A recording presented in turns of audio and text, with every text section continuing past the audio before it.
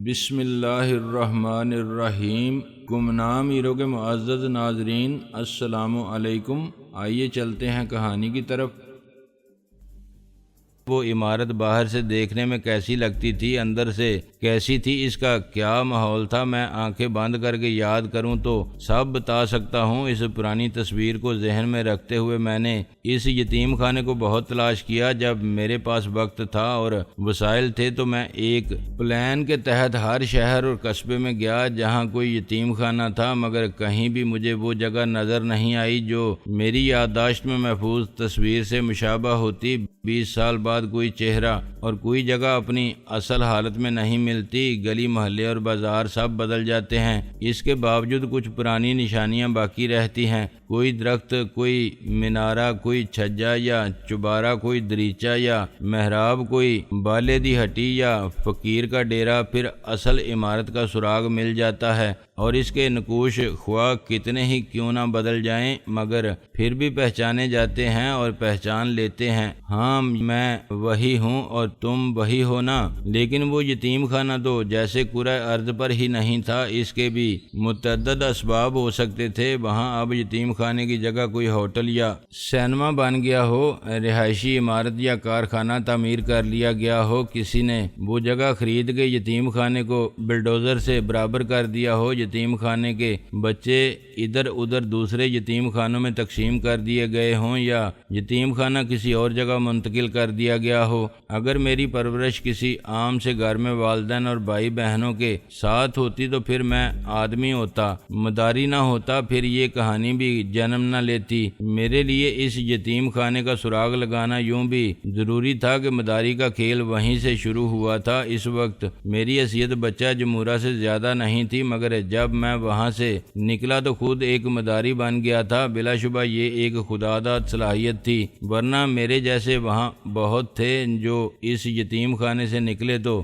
دنیا میں بھی یتیم اور لوارث ہی جیے اور مرے۔ میرے ذہن میں گھوڑوں کے استبل یا مرغی خانے جیسی ایک بیرک نما عمارت ہے۔ جو عمارت 2 منزلہ تھی، درمیان میں گراؤنڈ تھا اور سامنے دوسری 2 منزلہ بیرک تھی۔ تیسری طرف یعنی احاطے کے گیٹ کے عین مقابل رہائشی علاقہ تھا۔ اس میں سب سے بڑا گھر یتیم خانے اور اسکول کے مالک کا تھا جو کوٹھی کہلاتا تھا۔ باہر سے ہمیں اس کا سرسبز لان اور رنگ برنگے پھول ہی نظر آتے تھے۔ لان کے گرد قدِ آدم اور گھنی جھاڑیوں کی باڑ تھی۔ اس میں سے ہم مالک کے بچوں کو لان پر کرکٹ کھیلتے دیکھ سکتے تھے اور ان کے ہنسنے، کھیلنے، لڑنے اور چلانے کی آوازیں سن سکتے تھے اور حیران ہو سکتے تھے کہ کیا بچے ایسے بھی ہنس سکتے ہیں اور اتنی بلند آواز میں بات کر سکتے ہیں۔ بہن بھائی آپس میں یوں لڑ سکتے ہیں کہ ایک دوسرے کے بال نوچ لیں اور کپڑے پھاڑ دیں، اور پھر روتے ہوئے ماں یا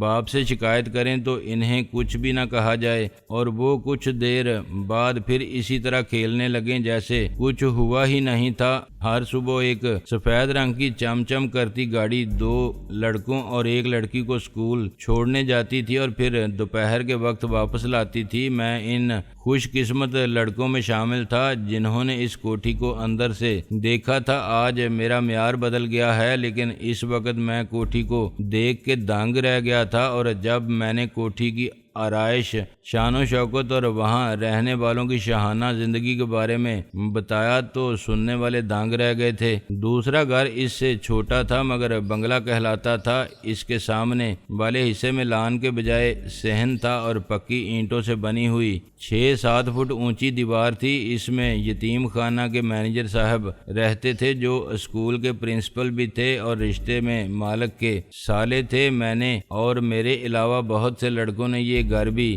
اندر سے دیکھا تھا، اور ہمیں اس وقت یہ بنگلہ واقعی بہت بڑا لگا تھا، حالانکہ وہ 3 کمروں پر مشتمل کوارٹر تھا۔ تیسرے حصے میں ملازم رہتے تھے۔ ایک کمرہ اسکول کے چوکیدار کے لیے تھا اور وہ اس میں اپنی پوری فیملی کے ساتھ رہتا تھا۔ دوسرا کمرہ مالک کے ڈرائیور کو ملا ہوا تھا۔ اس میں کچھ عرصے اسکول کا ایک کلرک بھی رہا تھا، پھر وہ اچانک غائب ہو گیا تھا۔ وہ جوان آدمی تھا جو ہر وقت ہنستا ہنساتا رہتا تھا اور ہم سے بھی ہنسی مذاق کرتا تھا۔ اس کی لاش کافی عرصے بعد پولیس نے سرونٹ کوارٹر کے صحن سے کھود کے نکالی تھی اور قتل کے الزام میں چوکیدار کو پکڑ کر لے گئی تھی۔ وہ زیادہ عرصہ جیل میں نہیں رہا تھا، مالک اسے چھڑا لائے تھے مگر اس کی عدم موجودگی میں غیر مکفل رہا تھا۔ میں نے بڑی جاسوسی کر کے پتہ چلا لیا تھا کہ چوکیدار کی بیوی بھی غائب ہے۔ چوکیدار نے اسے طلاق دے کے اپنے گھر بھیج دیا تھا مگر اصل اسٹوری کا علم مجھے بعد میں ہوا تھا۔ میرا خیال ہے کہ وہاں 100-125 بچے رہتے تھے، ان کی تعداد گھٹتی بڑھتی رہتی تھی، کچھ نئے بچے آتے تھے تو کچھ نکل بھی جاتے تھے۔ بہت کم خوش نصیب ایسے تھے جن کو بے اولاد لوگ اپنے گھر لے گئے اور وہ کبھی لوٹ کے نہیں آئے۔ وہاں سے بھاگنے والوں کی تعداد زیادہ تھی، ان میں سے کچھ مجھے بعد میں بھی نظر آئے مگر اس حال میں کہ مجھے ان کی حالت دیکھ کر دکھ ہوا اور ان سے مل کے مجھے یہ احساس ہوا کہ شاید وہ خود بھی یتیم خانے سے فرار ہو کے پریشانی اور پشیمانی کا شکار تھے، لیکن ان کا واپس آنا اتنا ہی ناممکن تھا اور اتنا ہی ناقابل تصور جتنا دوسری دنیا کو سدھارنے والوں کا لوٹ کر اس دنیا میں آنا۔ یتیم خانے کی ایک الگ دنیا تھی۔ صرف ایک بار ایسا ہوا تھا کہ ایک لڑکا جسے وہاں آئے ہوئے زیادہ عرصہ نہیں ہوا تھا یتیم خانے سے بھاگ گیا مگر ایک ہفتے بعد واپس آ گیا، صرف ایک رات کے لیے۔ وہ اس کی زندگی کی آخری رات تھی۔ صبح وہ اس دنیا سے رخصت ہو گیا ہمیشہ کے لیے۔ اس کا نام ناصر عظیم تھا۔ مجھے یتیم خانے میں کئی سال ہو گئے تھے، یہ تو مجھے یاد نہیں کہ جب میں وہاں پہنچا تھا تو میری کیا عمر تھی، مگر کچھ عرصے وہاں رہنے کے بعد میں نے خود کو اس ماحول کا عادی بنا لیا تھا۔ ابتدائی دنوں میں وہاں کے معمولات میرے لیے ناقابل برداشت تھے۔ میں بہت روتا تھا اور بہت مار کھاتا تھا، اپنے سے بڑے بچوں سے بھی اور اپنے استادوں سے بھی۔ ان کو استاد کہنا یقیناً استاد کے بلند مرتبے کی توہین کے مترادف ہے، کیونکہ وہ سب جلاد تھے یا جیلر تھے اور معصوم لاوارث بچوں کے ساتھ ان کا سلوک ظالمانہ ہی نہیں انسانیت سوز اور بعض اوقات شرمناک ہوتا تھا۔ میں نے کئی بار سوچا کہ مر جاؤں مگر مرنا آسان نہ تھا۔ مجھے موت سے بہت ڈر لگتا تھا، میں بھاگ کر بھی کہیں نہیں جا سکتا تھا۔ مجھے اندازہ تھا کہ میری عمر کے بچے کو لاوارث پھرتا دیکھ کے پولیس پکڑ لے گی یا خرکار اغوا کر لیں گے۔ پولیس ایسے بچوں کے ساتھ کیا سلوک کرتی ہے اور خرکار ان کو کیسے بیڑیاں پہنا کے رکھتے ہیں، کس طرح ان کو ایک وقت روکھی سوکھی دیکھ کر ان سے کام لیتے ہیں اور کام چوروں کو کوڑے مارتے ہیں۔ کوئی بیمار ہو جائے تو اسے دوا لینے سے کفن دینا اچھا سمجھتے ہیں۔ کفن دینا بھی محاورے کی بات ہے، ورنہ وہ اسے مار کے کہیں بھی گاڑ دیتے ہیں۔ بچوں کی جیل میں کیا ہوتا ہے اور اغوا کرنے والوں کے گروہ کس طرح چھوٹے چھوٹے بچوں کو مڈل ایسٹ بھیج دیتے ہیں، جہاں ان کو اونٹوں پر باندھ کے بٹھا دیا جاتا ہے۔ جب اونٹوں کی دوڑ ہوتی ہے اور وہ دہشت زدہ بچے چیختے ہیں تو تماشائی بڑے لطف اندوز ہوتے ہیں۔ وہ بچے خوف سے مر جاتے ہیں، وہ اس ریس میں روندے جاتے ہیں، بچ جائیں تو معذور ہو جاتے ہیں اور مار دیے جاتے ہیں، اور ہاتھ پاؤں سلامت رہیں تو غلام بنا لیے جاتے ہیں۔ یہ سارے قصے ہمیں بڑی ظالمانہ تفصیل کے ساتھ خود ہمارے اتالیق سناتے تھے تاکہ ہم یتیم خانے سے بھاگنے کا خیال تک دل میں نہ لائیں۔ اس کے باوجود جب بچے بڑے ہو جاتے تھے تو موقع ملتے ہی فرار ہو جاتے تھے۔ وہ باہر کی دنیا کو دیکھتے تھے تو انہیں آزادی سے زندگی گزارنا ناممکن نہیں لگتا تھا، اور وہ سمجھ جاتے تھے کہ یتیم خانے میں جو کچھ انہیں بتایا جاتا تھا وہ سب سچ نہیں ہوتا تھا۔ وہ بچوں کو گیراجوں میں اور ہوٹلوں میں کام کرتا دیکھتے تھے، اخبار بیچتے اور گاڑیاں دھوتا دیکھتے تھے، کوڑا کچرا چنتے اور بھیک مانگتے دیکھتے تھے، تو یہ سوچنے پر مجبور ہو جاتے تھے کہ آخر ان کے ساتھ وہ سب کیوں نہیں ہوا جس سے یتیم خانے کے بچوں کو ڈرایا جاتا تھا۔ آخر وہ خود ان بچوں کی طرح آزاد رہ کے ایسا ہی کوئی کام کیوں نہیں کر سکتے۔ کام کرنے کی نیت ہو تو دنیا میں کام کم نہیں۔ وہ دیکھتے رہتے تھے اور سوچتے رہتے تھے اور بالآخر ایک دن غائب ہو جاتے تھے۔ 4-5 سال سے کم عمر کے بچے بہت کم آتے تھے اور عام طور پر انہیں گود لینے والے پسند کر لیتے تھے۔ بے اولاد لوگ زیادہ عمر کے بچے لے جاتے ہوئے ڈرتے تھے کہ کہیں وہ کچھ چرا کے بھاگ نہ جائے یا انہیں نقصان نہ پہنچا دے۔ بہت چھوٹے بچے سے کوئی خطرہ نہیں ہوتا تھا، اور وہ جس گھر میں جاتے تھے وہاں کے ماحول میں پرورش پا کے وہ یقیناً اپنا ماضی بھول جاتے ہوں گے۔ 12-13 سال سے زیادہ عمر کا بھی وہاں کوئی بچہ نہیں تھا۔ 6-7 سال تک اس یتیم خانے کے ماحول میں ہونے والے ہر ظلم کو برداشت کرنے والا بزدل سے بزدل اور بے وقوف لڑکا بھی بالآخر مزاحمت پر مجبور ہو جاتا تھا اور نکال دیا جاتا تھا، یا اپنے اندر اتنی ہمت پیدا کر لیتا تھا کہ زندگی کی باغ ڈور اپنے ہاتھوں میں لے کر دنیا میں اپنا راستہ خود بنانے نکل جاتا۔ مجھ سے پہلے اور میرے بعد آنے والے ان گنت لڑکے ذلت اور رسوائی کی اس دنیا سے نکل گئے، مگر میں وہیں رہا، اس لیے نہیں کہ میں ان سب کے مقابلے میں کم ہمت تھا یا بے وقوف تھا، شاید میں ان سے زیادہ ذہین تھا اور باہمت تھا، چنانچہ میں نے اسی دنیا میں اپنے لیے جگہ بنا لی تھی۔ میں نے بڑی ہوشیاری سے، چالاکی اور مکاری سے، خود غرضی سے اور کمینگی سے، منافقت اور دوگلے پن سے جینے کا گر آزمانا سیکھ لیا تھا۔ ایک طرف میں نئے پرانے سب لڑکوں کا لیڈر بن گیا تھا۔ میں نے اپنے رویے سے، جس میں شرافت بھی شامل تھی اور بدمعاشی کی طاقت بھی، سب پر اپنی داغ بٹھا دی تھی۔ اس کے لیے میں نے پہلے انتظامیہ کی حمایت حاصل کی تھی، انہوں نے مجھے مانیٹر بنا دیا تھا۔ نگراں وہ خود تھے، مگر یہ سمجھتے تھے کہ مجھ پر بھروسہ کیا جا سکتا تھا۔ مجھے خوشامد اور جی حضوری، تابعداری اور جائز و ناجائز فرما برداری آتی تھی، اور میں ان کے سارے کام رازداری کے ساتھ کر سکتا تھا۔ میں ایسا یونین لیڈر بن گیا تھا جو انتظامیہ کا چمچہ ہوتا ہے، مگر مزدور خود اسے ووٹ دے کر منتخب کراتے ہیں۔ نہ میں کسی کا دوست تھا اور نہ ہمدرد۔ جو کچھ میں نے اس وقت کیا وہ آج میرے لیے باعث شرم سمجھا جا سکتا ہے، مگر بقا کی جنگ کا شرافت انسانیت کے اخلاقی اصولوں، نظریات اور معیار یا اقدار سے کیا تعلق؟ زندہ رہنے کے لیے کسی بچے کو سوکھی روٹی کے ٹکڑے بھی نہ ملیں، خاتون خانہ یہ ٹکڑے چھان بورے والے کو فروخت کرتی ہوں اور چھان بورے والے انہیں بیکری والوں کو بیچتے ہوں، جہاں ان سے ڈبل روٹی تیار کی جاتی ہو، اور وہ ڈبل روٹی صرف استطاعت رکھنے والوں کو ناشتے کی میز پر ملتی ہو، تو کیا اس بچے کا کسی کتے کے ساتھ کوڑے کے ڈھیر سے چن کر کھانا بری بات ہے، غیر اخلاقی ہے یا انسانیت سوز حرکت ہے؟ بعض اوقات تو کوڑے کے ڈھیر میں وہ قورمہ بریانی کے ڈھیر بھی مل جاتے ہیں جو آدھی رات کے بعد شادی حالوں سے سمیٹ کر پھینکے جاتے ہیں۔ جو ندیدے اور پیٹ بڑے مہمان پلیٹوں میں چھوڑ جاتے ہیں، وہ تو رات 12-1 بجے فقیر بھی نہیں کھاتے، غریب غربا نہیں لے جاتے۔ اسے کوڑے کے ڈھیر پر اس لیے پھینکا جاتا ہے کہ بیچ سڑک میں یا کسی کوٹھی کے دروازے کے سامنے نہیں ڈالا جا سکتا۔ بعد میں اس عورت کو بھی شرم آتی ہوگی جس نے کسی مجبوری کے تحت اپنی عصمت کا سودا کیا ہوگا۔ میں نے سنا ہے اور پڑھا ہے کہ جب بنگال میں قحط پڑا تو عورتوں نے ایک مٹھی چاول کے لیے اپنے لختے جگر بیچ دیے۔ عظیم تر کون سا جذبہ ہے، ممتا کا یا پاک دامنی پر غرور کا؟ شیخ سعدی رحمۃ اللہ علیہ نے کیوں کہا تھا کہ اس سال دمشق میں قحط پڑا تو لوگ عشق کرنا تک بھول گئے؟ ساحر نے کیوں سوال کیا تھا، ثنا خواں تقدیس مشرق کہاں ہیں؟ شرم یتیم خانے اور کعبہ خانے چلانے والوں ملکوں اور قوموں پر جنگ مسلط کرنے والوں اور زن زمین یا زر کے لیے رشتوں کا خون کرنے والوں کو کیوں نہیں آتی؟ میں نے یتیم خانے کی زندگی میں جو کچھ کیا وہ اخلاقیات کے نصاب کی روح سے غلط تھا، مگر جیسا کہ میں نے کہا وہ بقا کی جنگ تھی۔ یہ جنگ کوڑے کے ڈھیر پر ایک کتا اور ایک انسان کا بچہ ایک ہی طرح لڑتے ہیں۔ بقا صرف طاقتور کے لیے ہے، کمزور خود فنا ہو جاتا ہے۔